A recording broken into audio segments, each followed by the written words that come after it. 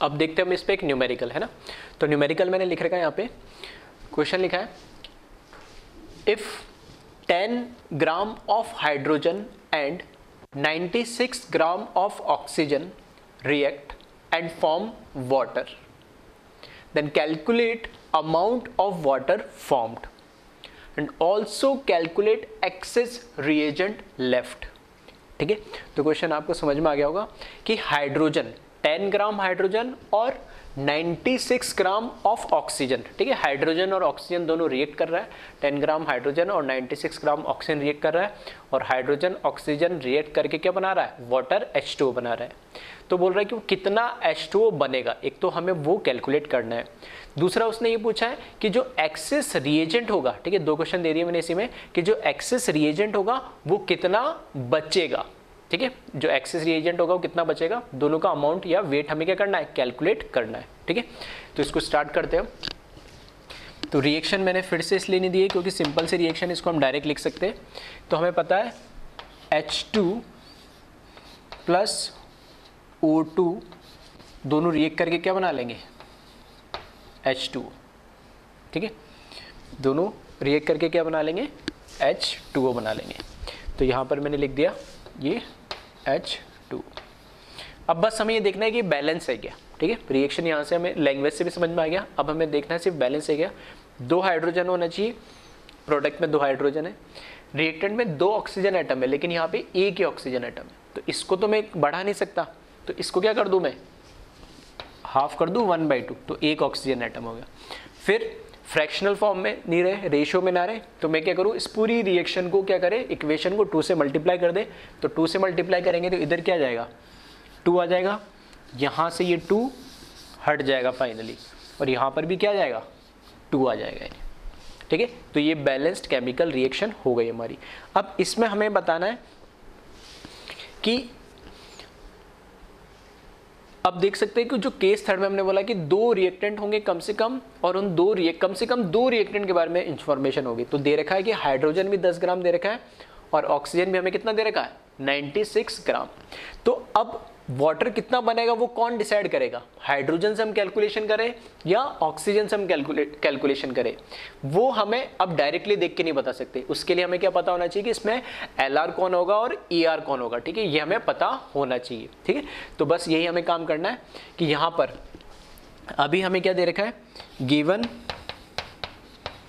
Wait दे रखा है, ठीक है, इसका कितना दे रखा हमें, 10 ग्राम दे रखा है हाइड्रोजन का, और ऑक्सीजन का कितना दे रखा है, 96 ग्राम दे रखा है।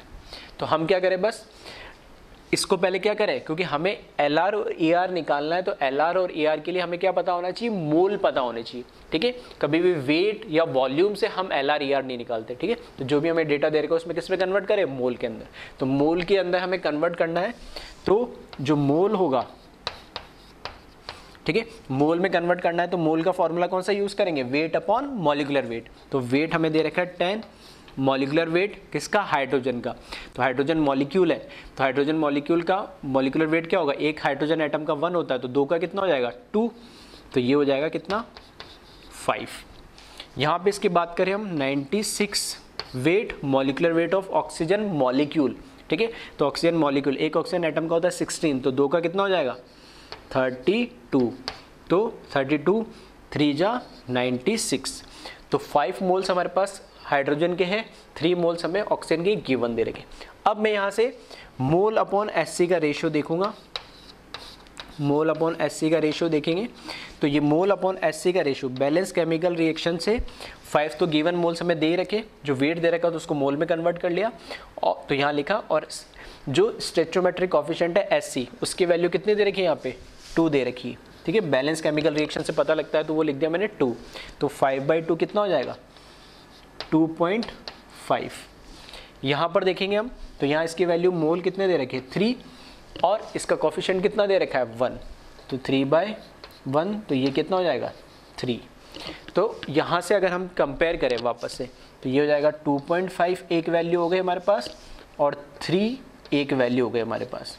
तो 2.5 और 3 में से अगर हम कंपेयर करें, ठीक है, 2.5 और 3 में से अगर हम कंपेयर करें तो मिनिमम वैल्यू जो होती है मोल अपॉन एससी का जो मिनिमम वैल्यू होती है वही क्या बन जाता है एलआर। तो मिनिमम वैल्यू किसके लिए, H2 के लिए। तो यहाँ पर जो H2 होगा, ठीक है, यहाँ पर जो H2 होगा ये हमारा क्या हो जाएगा, लिमिटिंग रिएजेंट होगा, और ये क्या होगा, एक्सेस रिएजेंट, मतलब ऑक्सीजन हमारा सारा कंज्यूम नहीं होगा, कुछ ना कुछ क्या हो जाएगा, ये बच जाएगा। तो ये इतना काम जो हमने करा है, सिर्फ हमने यहाँ से हमें क्या पता लगा है, यहाँ से हमें ये पता लगा है कि इसमें से एलआर कौन होगा और एआर कौन होगा। अभी तक तो हमारा क्वेश्चन स्टार्ट हुआ नहीं है, ठीक है। अब हमें कैलकुलेट करना है कि कितना वाटर बनेगा। तो ये वाटर कितना बनेगा ये कौन डिसाइड करेगा, कि हाइड्रोजन कितना है, ठीक है। हाइड्रोजन के मोल या वेट्स हम कैलकुलेशन करेंगे, ठीक है। तो हमेशा मोल से कंपेयर करें। तो बैलेंस केमिकल रिएक्शन से हमें पता लग रहा है कि 2 mole of hydrogen react with 1 mole of oxygen, ठीक है, oxygen molecule and form 2 moles of water molecule, ठीक है। तो ऐसे बोल सकता हूँ कि इन दोनों से हमें कंपेयर करना है कि ये कितना बना, कौन डिसाइड करेगा, ये। तो इसके 2 मोल से इसके 2 ही मोल बन रहे हैं। तो मैं ऐसे बोल सकता हूँ 2:2 मतलब 1:1 के रेशियो में, कि जितने मोल हाइड्रोजन के लूंगा उतने क्या बनेंगे, हमें वाटर के मॉलिक्यूल बनेंगे। तो हमारे पास कितने मोल गिवन दे रखे, एक्चुअली में वेट गिवन दे रखा था, लेकिन हमने कन्वर्ट किस में कर लिया उसको, मोल में। तो अगर इसके 5 मोल है तो ये भी कितने बनेंगे, 5 मोल ही बनेंगे। तो मोल तो डायरेक्ट पता लग गए, लेकिन इसने मोल नहीं पूछा, अमाउंट पूछा, मतलब कितना वेट बनेगा, ठीक है। तो वेट अगर मुझे कैलकुलेट करना है तो यहाँ पे मैं लिख सकता हूँ moles of H2 must be equals to moles of H2O which is equals to कितना हो जाएगा, 5, ठीक है। एक बार मुझे मोल्स पता लग गए तो मोल्स क्या है, वेट अपॉन क्या होता है, मॉलिक्यूलर वेट होता है। तो यहाँ से अगर मैं वेट की बात करूं कि कितना होगा वेट, तो वो हो जाएगा moles of H2O multiply by molecular weight of H2O। सही है, ये हो जाएगा। तो यहाँ बस वैल्यूज़ रख दे। तो यहाँ से अगर मुझे वेट ऑफ H2O कितना बनेगा वो कैलकुलेट करना है, तो मोल्स मैंने कैलकुलेट कर लिए 5, और wait molecular weight of H2O, ठीक है, ऑक्सीजन का 16 और 2 हाइड्रोजन एटम का 1 × 2 2, तो कितना हो जाएगा 18। सही है, तो 18 5 जा कितना हो जाएगा 90 ग्राम। ये तो हो जाएगा आपका पहला आंसर जो पूछा है कि कितना वाटर इसमें बनेगा। अब हमें कैलकुलेट करना है कि also calculate access reagent left, कितना एक्सेस रिएजेंट बच रहा है। एक्सेस रिएजेंट कौन है, हमारा ऑक्सीजन मॉलिक्यूल। तो 10 ग्राम तो पूरा कंज्यूम हो जाएगा इसका मतलब, या मैं ऐसा बोल सकता हूँ 5 मोल पूरे कंज्यूम हो जाएंगे। तो फिर 96 ग्राम में से कुछ अमाउंट बचेगा। तो वो इसने पूछा कि also calculate access reagent left, ठीक है। तो मोल्स भी निकाल लेते हैं हम और वेट भी निकाल लेंगे, ठीक है। तो कितना वेट या कितने मोल्स बचेंगे वो हमें बताना है। अब कैसे कैलकुलेट करोगे इसको, ठीक है। तो अब आपको समझ में आ गया हो कुछ बच्चों को, ठीक है। बिल्कुल सही सोच रहे हो अगर आप ऐसा सोच रहे हो कि हमें बैलेंस केमिकल रिएक्शन से सारी चीज़ें देखनी। कैसे, वापस जैसे मैंने बोला कि ये कितना बनेगा कौन डिसाइड करेगा, एलआर, वो हमें पता लग गया। तो मैंने बोल दिया इसके 2:2 रेशियो में, मतलब जितना ये उतना ये बन रहा है।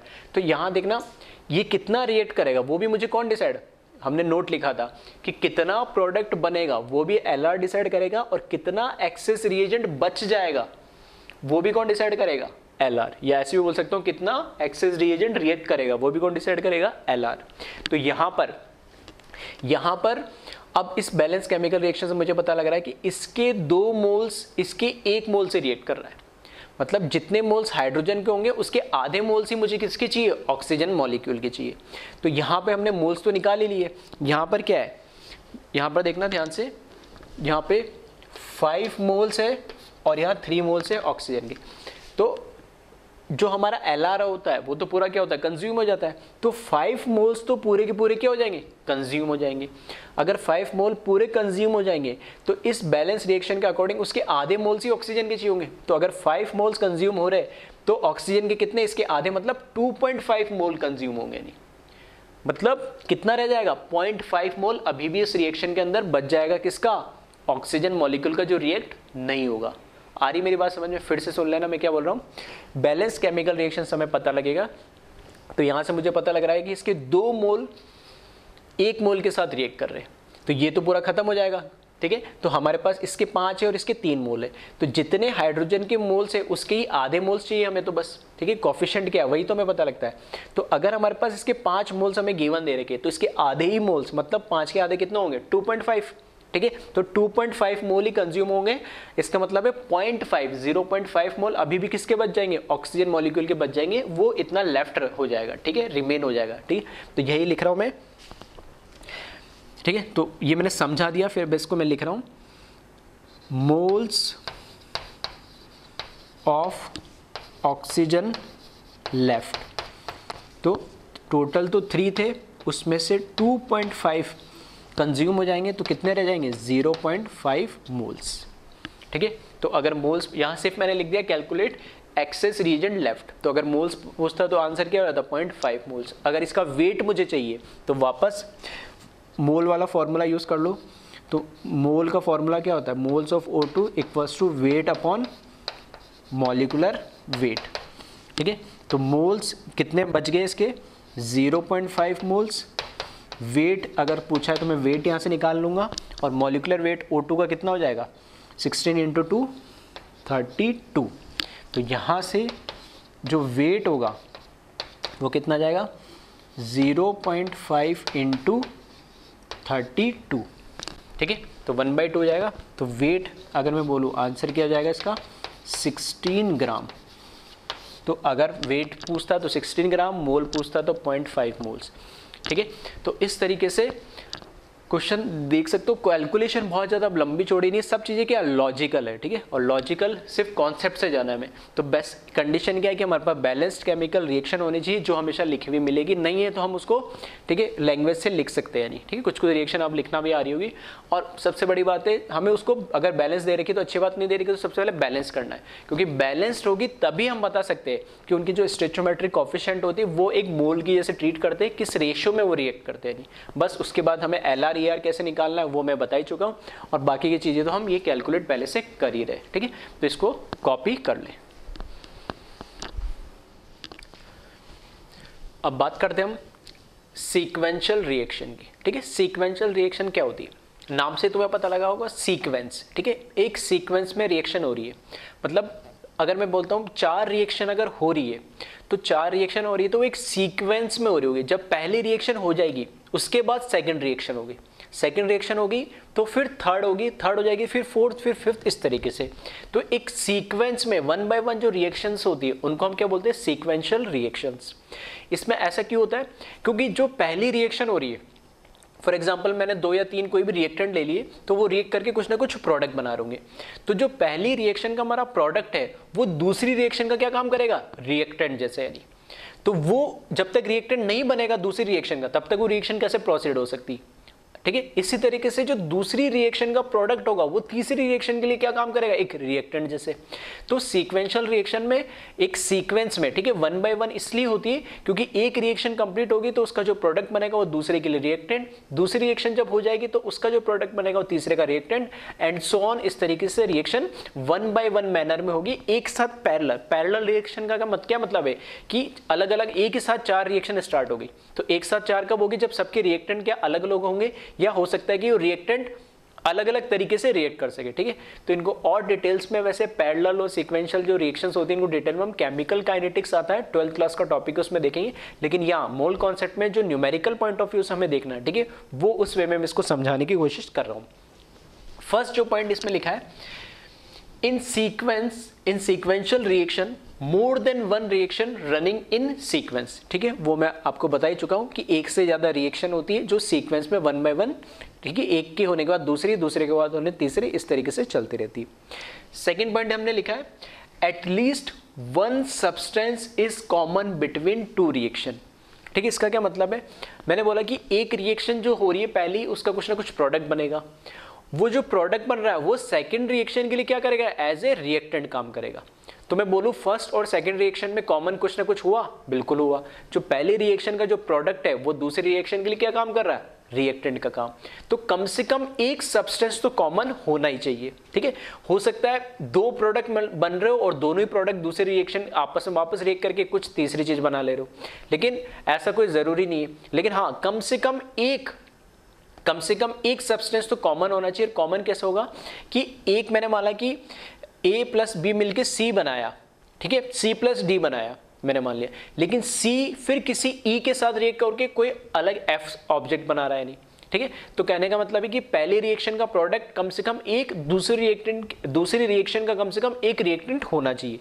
तो इस तरीके से जो सेकंड पॉइंट लिखा उसका मतलब ये कि कम से कम एक सब्सटेंस दो रिएक्शन में, मतलब दो रिएक्शन मतलब किसी भी दो रिएक्शन में नहीं, उस सीक्वेंस में फर्स्ट रिएक्शन और सेकंड रिएक्शन के बीच में एक सब्सटेंस कॉमन होगा, फिर सेकंड और थर्ड रिएक्शन के बीच में एक सब्सटेंस कॉमन होगा, और थर्ड और फोर्थ के बीच में एक सब्सटेंस कॉमन होगा, ऑन सो ऑन, इस तरीके से चलती रहेगी।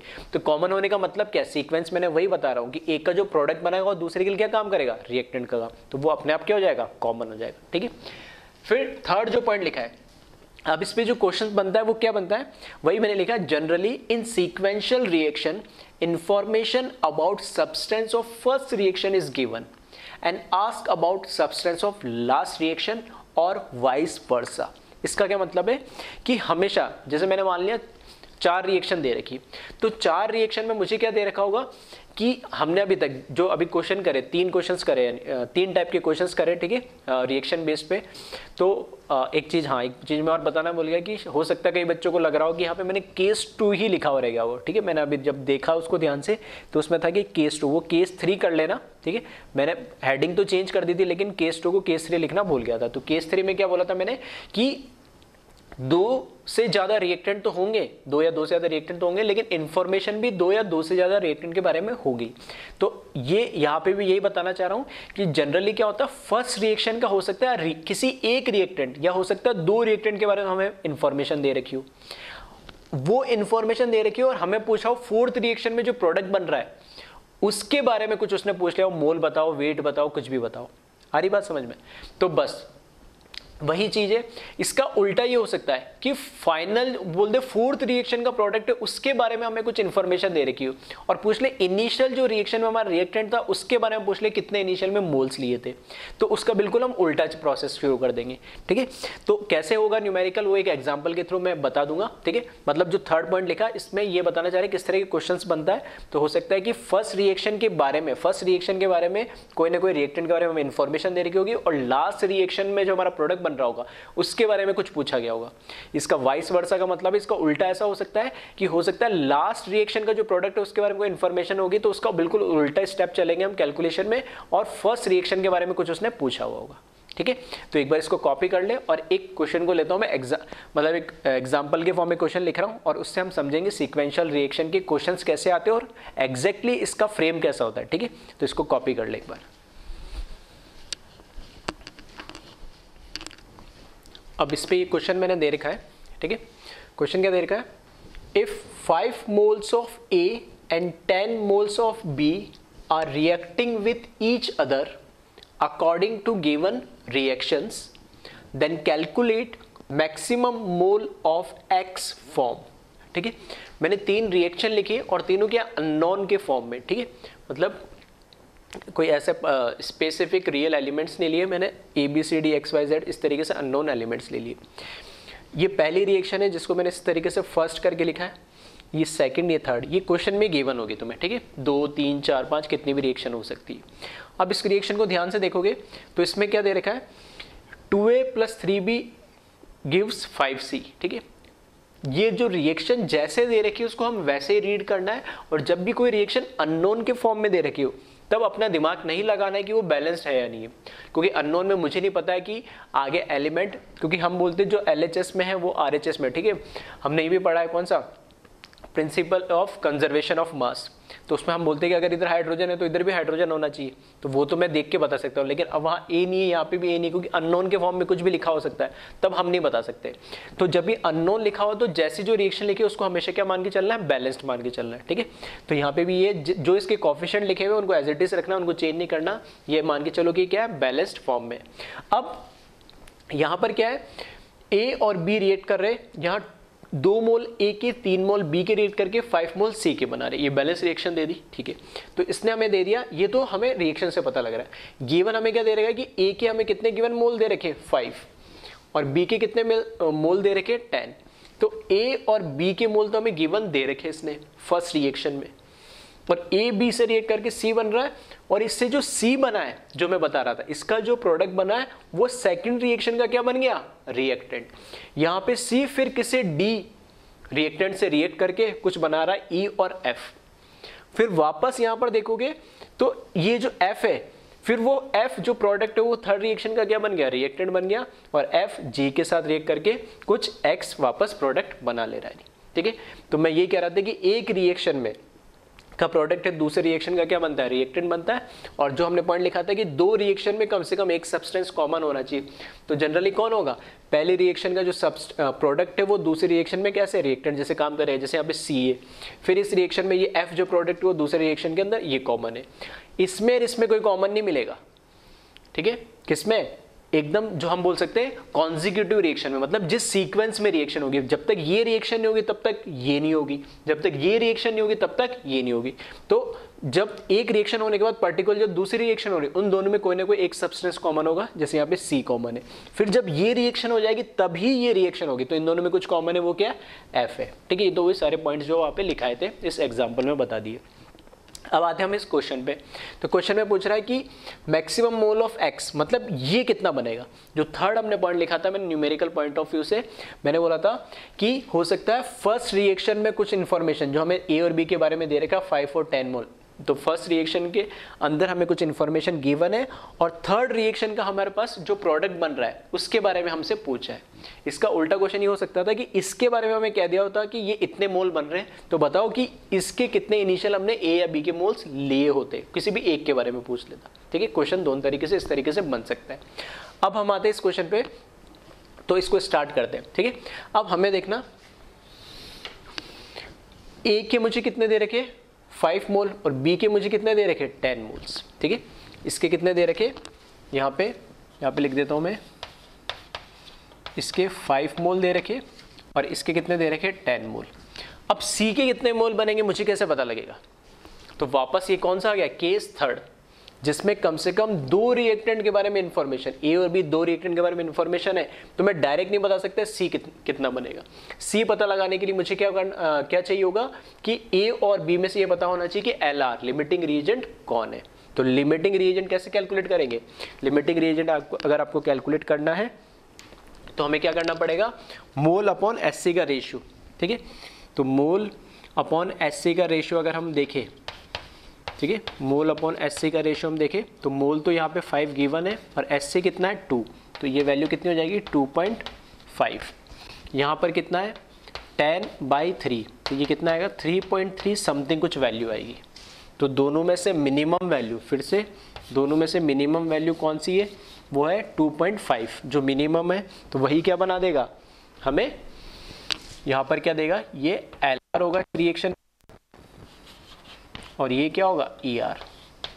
तो वैसे ER का इसमें कोई काम नहीं है, लेकिन मैंने लिख दिया। ठीक है, तो LR और ER मुझे पता लग गया।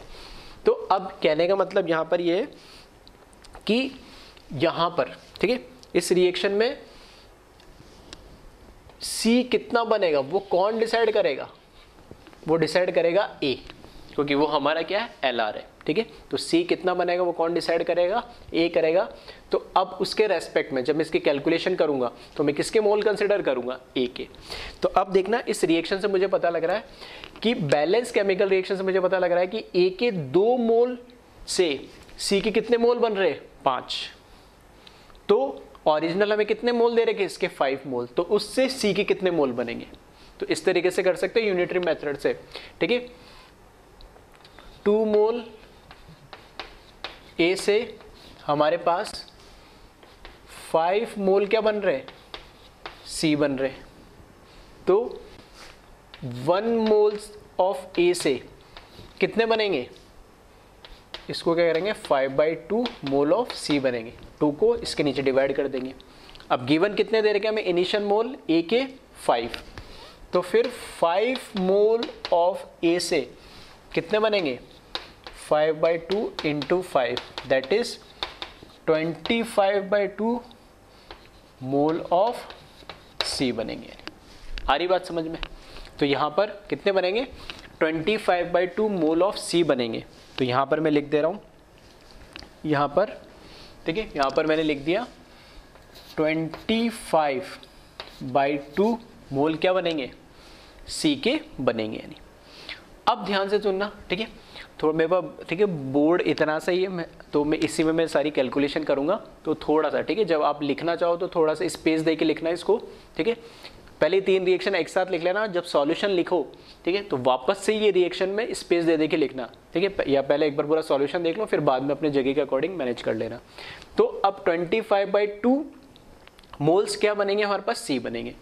अब ये जो सी बना है वही ये, अब देखो इधर इसका कोफिशिएंट 5 है, इधर इसका कोफिशिएंट 4 है, तो इससे कोई कंफ्यूज मत होना पहली बात, ठीक है। जनरली जो डाउट आते हैं वही मैं बता रहा हूँ कि बोलते सर यहाँ पे तो 5 है, यहाँ पे 4 है, तो अलग हो गया। नहीं, ये तो इस रिएक्शन का कोफिशिएंट है, इस रिएक्शन में बता रहा है कि किस रेशियो में सी बनेगा।